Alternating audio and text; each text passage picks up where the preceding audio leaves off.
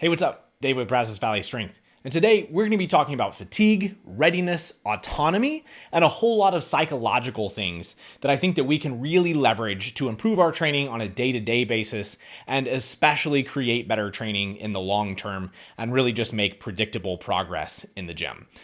Originally, I was planning on making this video a lot more around fatigue. And I think at this point, I'm really not going to talk fatigue much at all. And I think the main point of this is that I just don't think that fatigue is something that the average lifter, especially intermediate level and below, should be thinking about on a day-to-day basis. And the reason that I leave out advanced level lifters from that is I just don't think that advanced level lifters think about it anyway. And I think that a lot of times the reason that they're good is basically the systems that I'm going to talk about within this video. So I do think that it's worth talking about fatigue just to get things going and to maybe set the stage a little bit. And I mostly think that the main reason that the average lifter should not be thinking about fatigue is that it takes away the ability of choice, and especially the choice to be proactive within your sessions and continue to have good sessions. And what I mean by that is that the average lifter, if you go into the gym, you have a session that doesn't feel very good, you're warming up to a top single and it doesn't go very well. You miss it, you just don't have a good day. If your assumption in that moment is, I'm fatigued and that's why I'm not performing well, I think potentially reasonably so, the choice that you might make in that moment is pack it up and go home, rage quit. And that decision almost always is a negative thing, or at least doesn't provide lifters with an opportunity to be productive within that session and to make some good things happen. And I have a big issue with that. So especially when fatigue and detraining can feel very, very similar. I'm just coming off a competition, did a taper week heading into the meet, then I deloaded after the meet. I just did accessories. I really didn't train all that hard at all. I barely did any competition lifts, and my lift's still pretty heavy this week. Am I fatigued? No, I'm detrained. But a lot of times those things feel very, very similar in that the weights may feel heavy. I may feel like I'm gassing out near the end of sessions. I'm getting extra sore. I just feel a whole lot worse. And oftentimes I will find that reflective in my motivation, that I'm just like feeling like I don't really have it. Like I'm not that enthusiastic about my training. That feels what fatigue feels like.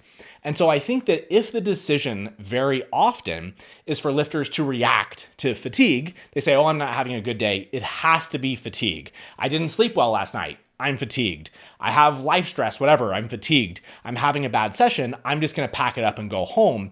It takes away those choices. It takes away the ability to actually have action in the moment to keep things moving forward. And honestly, I think a great number of the people who are thinking and talking about fatigue the most are just people who are not training hard enough to really encounter it on a day-to-day basis. And so much of what I'm going to talk about in this video is going to be about how to create systems to make you try harder and to allow opportunities for you to have autonomy over choices within your training sessions to be able to have better sessions and essentially just perform better all the time. So if your reaction is, or if you're constantly looking for fatigue, I think you'll find it, or at least you'll find feelings that very closely mimic fatigue. And a lot of times those things add up to negative training experiences and significantly less progress in the long run. Now, I'm going to set the stage a little bit here. I'm going to go through essentially a training session, or how I would think about the normal flow of a training session and things that I think really matter, especially in the beginning. And I hope it will build. I do think that the best stuff in this video is going to be at the end of the video, but I think that the stuff that I talk about early on will set the stage for that stuff later. So if you want the big stuff, maybe skip to the autonomy section. I think that that's really where it's going to get good. But I think everything before that helps elevate those choices. That your choices when you're choosing what to do will be set on the stuff that I say before that. So we're going to start with warm-ups, and I guess I just want to acknowledge at first that you will have some sessions that don't feel that good. You will, in a normal training flow, have sessions that have lower readiness. I think that one of my main videos that you should watch if you want to think about training flow and even some higher fatigue and low fatigue sessions is my recent video on SBD days and exercise order. I think that's a pretty good video in the context of fatigue. And even my video on singles, I think, is another very well-received video within all of this. So we're going to start at the beginning of a session and warm-ups. And I think that this is like, it's such an easy thing to do correctly, but it's one of the things that I see essentially always at this point performed incorrectly or just suboptimally from basically every single lifter. So we'll start with the research on a warm-up and actually body temperature. And physically, you getting your body more warm will help you perform better. Even something like low-level aerobic exercise, 20 minutes of walking or riding a bike or something like that, will increase your performance because your core body temperature and especially the muscles that you're going to use are going to produce more force when they're warm. Some other ways that you could actually do this, and is shown in research, is taking like a hot bath or something like that, literally increasing your temperature. And some of this shows up through normal training cycles or like time of day. That I'm a morning lifter at this point, but research shows that most of the time, most people perform a little bit better in the afternoon. I think I'll touch on some stuff that's like psychological fatigue or mental fatigue later that sometimes works against people training later in the day. But if people have total choice, most of the time lifting later in the day does tend to perform better for people because we just get more warm. Naturally, our bodies are going to be warmer midday or whatever, but moving more, all of that stuff makes a really big difference. So the next step is, once I'm in the gym, what can I do to hopefully create a system to where I can actually get warm every day? And that's just repeatable and maybe something that's even accessible to most people. Ride a bike, walk on the treadmill, do something that is low intensity for a few minutes. Like I think research oftentimes is a little bit longer than what I tend to do. I tend to ride a bike for about 5 minutes or so, alternating between some higher intensity and some lower intensity stuff. Especially if I'm going to be doing a lower body session, I definitely will lean into a little bit more intensity on the bike to get my quads, get my lower body actually warm. But research is pretty interesting here, that comparing riding a bike against foam rolling, you will have a very, very similar increase in range of motion in the hamstrings. So foam rolling the hamstrings or just cycling. And I think that that's an interesting thing to compare. That foam rolling is something that I don't think is a productive tool for most people. That you potentially are going to increase range of motion and decrease some sensitivity, but at the cost of force production. And if you get a similar increase in range of motion by doing something active that also improves force production, I would just say it's just not worth doing the thing that's going to take away a little bit of performance. And you should do the thing that improves it. And there's no real reason to add on top of those. We're wasting time at that point. And again, there is going to be a psychological or a mental barrier or kind of time constraint to this, that just prolonging your sessions and making your warm up longer and longer and longer is not something that's going to help most people. So if you go into the gym and you have 45 minutes of warm up to do, that is going to be something that detracts from the training session, the intensity that you can bring to the top end stuff. So being economical with your time and choosing something like riding a bike or walking a treadmill with a pretty brisk pace with the intent of bringing up your core temperature or the temperature of your muscles makes a big, big difference and will be so much more productive than some sort of very low intensity foam rolling or just some really light banded work that a lot of times brings people down a little bit.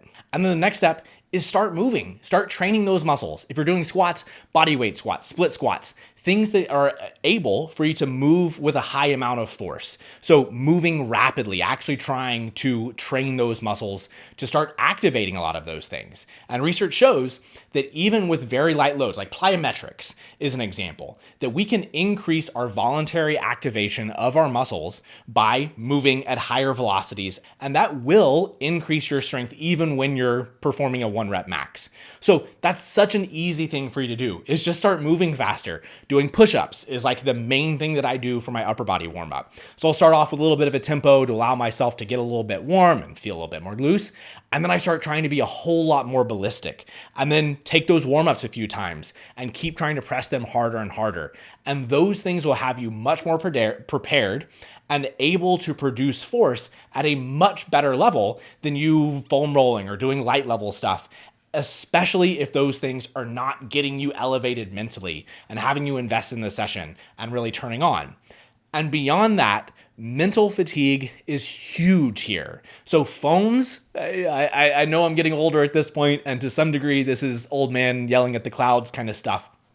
But phones and social media is proven to be worse. So in the study that I found, they were comparing social media usage for, I think it was half an hour, versus watching a documentary for half an hour. And mental fatigue after the phone usage was actually significantly higher than the documentary. And that's a big deal. And now I will say that within that study, and I think many other studies, I think kind of the body of evidence shows that mental fatigue actually does not decrease maximal force, but it does decrease skill. So you could compare that to something like doing a leg extension, that if you're on your phone, doing leg extensions or something, that may not be quite as big a deal as you on your phone as you're warming up for a squat or a max effort deadlift or something that does require a high amount of skill for you to be able to perform at your highest. So there's a difference there, and I wanted to point that out. But mental fatigue does make a big difference. And if you're putting yourself in a position early in your warm-ups that you're going in, you're foam rolling, and you're being kind of lackadaisical, and you're just trying to relax, and you're scrolling on your phone, those things genuinely will make your average session a good bit worse. And so creating those systems that really get you going and turning on some good music. Music is something that absolutely has an impact. Higher tempo music, louder music, and especially music that you enjoy. There is research that shows that music that you do not enjoy does make a big difference in the actual impact that it's going to have. So these are all things that I leverage every single session that I do. That I go into the gym and I start warming up and I turn on a playlist that I like. And I'll start dancing a lot of times to it and trying to sing and kind of get involved. And all of these things are psychological engagement things that can really elevate sessions that might be average or might be subpar sessions and allow me to get into the zone to where I can really maximize force production and really perform well on sessions that I might not otherwise. So there really is a great number of things that you can leverage to make your sessions better and genuinely increase your performance intra-session right away with no change in readiness or anything else. So we'll run through these. I don't want to spend a whole lot of time getting bogged down in all of these things, but I think that all of them are worth mentioning. And I think that it's important to note that basically every single one of the things that I'm going to talk about involves increasing effort and increasing your motivation within the session. That's the theme of this video, is that you have control, and there's things that will impact your control, but you have control over the ability for you to leverage outside factors, internal factors, to be able to create better sessions. So one of the first things is actually going to be the presence of people. So social facilitation is a term for that. So most of the time, research shows that just having people around tends to make people lift better or perform better or have better output. Now, this doesn't work all the time. Now, there are certainly people who are introverts. This was actually something that was brought up in my my last video on ego lifting and kind of talking about, really leaning into aggression and those kind of things, which factors into this here. Absolutely, there are personality types, and that is a great example of some people who may actually have a negative impact from this. But I even think that the fact that there is a negative impact associated with it shows that it's something that can and does matter. That having people around you, not even paying attention to you, not even a competitive environment, just having people around can matter. So if you find that that's something that really helps and you have the ability to choose different times of day, maybe choosing the time that there are people around that helps elevate the mood of the area, that can be a big, big deal. Or the opposite, choosing times that there aren't people, going earlier in the morning, all of those kind of things. But I touched on it, that a competitive environment is actually separate than just the presence of people. So obviously a powerlifting competition is something that tends to make people perform a little bit better. But this is something that I feel like I'm missing a huge amount of in my day-to-day training at this point, is that having people within the gym that you can compete with and try to beat your friend and try to, outperform them on a daily basis, or just, have a PR board and go after those kind of things. That matters a lot. And that competition on a day-to-day basis, like really competing against people who you see as peers, or even people who you want to just beat, to be better than them, that kind of stuff makes a big difference, and really trying to leverage that stuff. That's another thing that I've been talking about a good bit on my social media, that having people who are kind of leaning into that aspect of their personality can really be leveraged into some really good performances. And doing that, making that part of your routine within your sessions can matter a whole lot. And there's other stuff, even just verbal encouragement. There was a study that did verbal encouragement that was just a recording. So you took the people out of it, and it was a device that was playing verbal encouragement for people. also improve performance, right? So all of these things are about hyping people up, getting people motivated, making people try harder. So going back to the beginning, the more that you start becoming aware of fatigue and you start to look for it, you start to look for reasons that the action might be something other than pulling back. If your default is, I'm going to win, I'm going to try harder, I'm going to find ways to invest, that ends up being the better outcome always for basically everybody. So leaning into these things that are physical and psychological can make such a huge difference in your day-to-day training and add up for so much of every block that you do. And that can be leveraged over and over and over again. So now I think we're going to get into the stuff that I feel is probably the most profound and the stuff that really makes the biggest impact. So first of all, external cueing versus internal cueing. I think that to some degree, I personally relate some of the stuff like foam rolling and those kind of things. I think that some of my issues are foam rolling or like the really light banded work, those kind of things. Some of my issues is that it draws too much attention to internal systems. Like you become too aware of how do my hamstrings feel? How does this feel? What am I feeling? What's my readiness of the session? My pecs ready to go. And all of those things, the internal cueing is consistently shown to reduce your performance within exercise. So I think maybe the way to say this would be that if we're using external cues, something like drive the barbell into the ceiling, something that's outside of your body, versus something like really feel your quads, flex your quads, that would be internal cueing. That the internal cueing does increase muscle activation. That might be a good thing for bodybuilding, that you may be able to draw more attention to certain muscles and stay on them pretty well, but it decreases performance. So meaning the same weight on the barbell, you will perform more repetitions by using external cueing, even with slightly lower muscle activation of certain muscles. You will perform more repetitions versus if you have that internal cueing. So if you are very, very aware of the way that you're moving and everything you're doing is trying to be even and awareness and am I fatigued and all of that, it's going to be working against you versus going back to the stuff that we said during the warm-ups of trying to produce force and moving with intensity and using some external cues to really leverage all of that together, you will perform better by doing all of those things. So I don't know that there's a strong connection between the external cueing and things like foam rolling, but in my opinion, it does seem to connect that people start to draw too much attention to some of those little details and not enough to kind of the bigger details that just involve force production. And autonomy. Autonomy is probably my favorite part of this video, and it's something that I think potentially people maybe view differently from my content overall, and the way that when people actually get involved with coaching from me. So many of my videos are technical and kind of in the weeds as far as technique and detail oriented in that way. But my main objective with that is to create a system to where people understand the wide variety of movements that could possibly work for any person, right? And there's a lot of them, right? Hand grips and all of those things. Like all the videos that I have basically say that there's a lot of ways that can work for a lot of people. And having that understanding that you have autonomy and that your choice of how to move and even exercise selection, we'll touch on all this stuff, that those things add up to better outcomes. Like consistently, research shows that people believing that they have choice over what they're doing leads to better performance because of motivation, right? It all comes back to you investing in stuff. So some of the studies that I found very interesting were there was a grip test study. So I'll try to describe this as best I can. So there were two groups. Within those groups, I'll say I'm in the autonomy group and I'm paired with somebody in the non-autonomous group. So we're doing a maximum strength grip test. We're going to do 4 pairs. So I get to choose every single time. Well, the first time I do dominant hand, maximal grip, then non-dominant hand, 20 seconds rest. Then I get to choose. I get to choose which hand I do first. And I do that 3 times. So every hand gets tested. There's going to be 4 total pairs, 8 tests. The person that I'm paired with has to follow my order.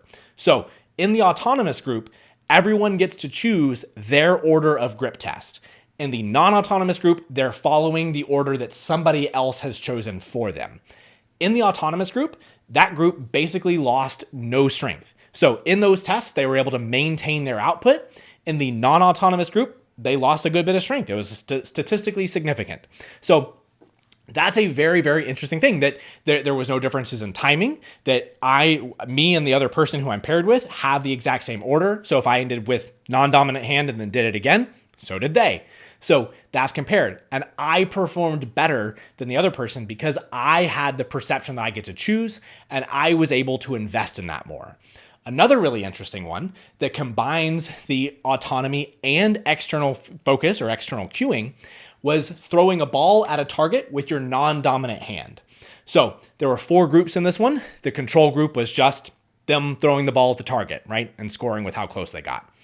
The autonomous group was told that they could use their dominant hand whenever they wanted to. So if I'm throwing with my left hand, I could practice with my right hand. They were also told that the dominant hand, they would help learn, that them practicing with the right hand would very likely improve their skill of their non-dominant hand, and they were able to practice whenever they wanted to. Then there was the external focus group. So they were only allowed to throw with their left hand, but they were consistently being cued to aim at the center of the target. That group did better than just the control group. So just having some external focus, but no practice from the right hand, dominant hand. And then those two things together added up. So people being able to practice and having external cueing to throw the ball at the middle of the target and being able to choose whenever they wanted to use their dominant hand helped above all of them. So those two circumstances were additive there. That's a big deal. So if people are aware that they have autonomy and they have some understanding of these things that help them produce force and help them create readiness, and they have awareness that their motivation and their buy-in within the sessions might be as strong of a variable as anything else that they do. That if you go into the session and you're just like willing to rage quit, if you have a bad day and you're just willing to stop and you're just not gonna, those things add up. That if mentally that's something that you have practiced, that you are willing to stop in that moment and you're not competitive and you're not going to push it and you're not looking to every opportunity that you can have an opportunity to improve or say like, these deadlifts aren't really feeling all that good today. I'm really not feeling good with this percentage. I know what I'm trying to create with this. My coach and I have talked about why we're using this load, what we're trying to feel. I have autonomy here. I can pull back a little bit. I can still try to lean into force production. I can work on me trying to extend my back a little bit more, or using an external cue, I can work on trying to pull my head to the ceiling or something like that, right? So there's always, always, always opportunities for you to leverage all of these things to be able to perform better. And this is something that I always try to coach and encourage with my athletes, especially within like exercise selection and accessories. That one of the biggest things that I care about, maybe the main thing that I care about, is that they're trying hard. So unless I have a strong reason why I want somebody to do a leg press over a hack squat, or if they feel like a hack squat's always bugging their knees and they prefer the leg press and it feels good, go do the leg press. Now, there might be times that I say, hey, look, here's the reason why I care about this. Here's what I'd like to do. Let's really try to challenge this. But if there's no other reason other than we're trying to increase leg strength, quad strength, then them having choices over that can make such a big difference. Or just choosing a machine they like and all of those things. These things are really profound and they really add up. So in the moment, you may have a bad session. You may have a session to where you do feel fatigued, genuinely, or detrained or whatever, but we'll call it fatigued. That you go in and you just know you had a bad night of sleep, you're distracted from work, relationship, whatever, and it's not going all that well. You can take action. And you do have control over what you can do, rather than just stop and take away all of these potential positive outcomes that you can get from the session. And that's my biggest issue, to when lifters just are constantly looking for reasons that they might have fatigue and they're looking to take a step back, it takes away that potential for positivity. And that feels like just such a huge deal. So if you're a lifter, especially intermediate or below, advanced lifters, I think know all this stuff. But don't think about fatigue all that much. Think about ways that you can lean into positive training and create those good outcomes. Now, I posted a story a little while back talking about the peak end rule. And this one was fairly popular, but I got some messages on it that maybe kind of misunderstood what this means. So this is a psychological heuristic, right? So I actually think that there is some evidence that it's not consistently true, but it's something that resonates with me a whole lot. And the peak end rule is something that I literally will bring into every single session that I do. It's been a pretty big deal with me dealing with an injury for quite a while at this point, but even through normal training, this is such a big deal. So I'd encourage everybody, I'll put the Wikipedia page here in the description of the video. The peak end rule is such an interesting concept that applies to us in every training session. So the first thing is that for the peak end rule to apply, a circumstance, an event has to have a defined beginning and end. So I don't think that blocks are something like you training over the course of a month. I don't think that really applies there, but a single training session definitely does. So some of the interesting research was basically that people had their hand submerged in cold water, and then a second group either had it in there for 60 seconds and then put their hand in slightly warmer water. And people consistently preferred the test to where they had a prolonged experience. It wasn't even a positive feeling at the end. It was just less negative. They preferred that experience over the one that just ended. Also, colonoscopies. They performed tests with colonoscopies where the final 3 minutes of the test, again, it was an extra 3 minutes over just a normal procedure. They left the scope in for an extra 3 minutes. It was immobile, it wasn't moving. So it was uncomfortable, but it wasn't painful. And people consistently said that they would prefer the longer duration and were more likely to come back for more tests. So the peak end rule in that context basically means that us as humans tend to remember the highest intensity emotion that we feel during an event that happens, but also the last emotion that we get. Waiting in line was another test that was used, and people were rating their satisfaction of that. And if the line moved faster at the very end, if they were aware that they kind of gained some momentum, people would rate that much better than a similar experience that just moves slower through the entire time. So psychologically, this is something that matters a lot to me, that if we go in and we have a bad top set and we just leave, what do we remember? That session has its highest peak that's very, very negative, and the final experience is something that is very negative as well, the missed deadlift. So if I'm aware that I have autonomy and I can make choices and I can use external cues, I can combine all these things together, and I'm also aware that I'm a human and I'm very likely going to remember what happens at the end of this session, especially if it's negative and especially if it's a very intense negative emotion. So I can be in control of that. So if I have a bad deadlift, I can say, man, that sucked. I wish I would have done more. So instead of me just continuing to load weight on the bar and have just more and more bad deadlifts, I might reduce a bit of weight, and I might allow an opportunity for me to use those cues, those external cues that I've been trying to feel. And now they're starting to click. Now these deadlifts are really moving well. My force production is going up. I'm having a much better session now. I don't really like those leg extensions right now. I'm going to do something else. I'm going to choose a different lower body accessory. Now I'm practicing autonomy and I'm enjoying this a whole lot more and I'm trying a whole lot harder. And now I'll walk away from that session feeling like that was okay. That deadlift sucked. I don't know. Maybe I am fatigued, but I worked hard and I ended up leaving feeling like I'm still motivated and bought into my session overall. So that right there is something that I really try to encourage basically every single one of my lifters to be able to do, to have that autonomy. Come back and talk to me about it, right? If stuff is consistently moving the wrong direction, okay, we may want to address that. But you being able to, in the moment, have that ability to stay motivated and continue to invest in that session and the next one and continue to have those things add up, that will make such a big difference over the course of a training week, block, your training career. So if you are constantly taking away the ability for you to make positive choices, you are not going to go as far as somebody who can, as somebody who is consistently giving themselves opportunities. So if you're unable, if autonomy scares you, if you have to find, the exact stuff in the program, I tell all my athletes all the time that I'm not like a data guy, that I don't believe that us as humans have the ability to understand all these complex systems and really come up with like, this is the data. We have the exact thing that we need to be able to do.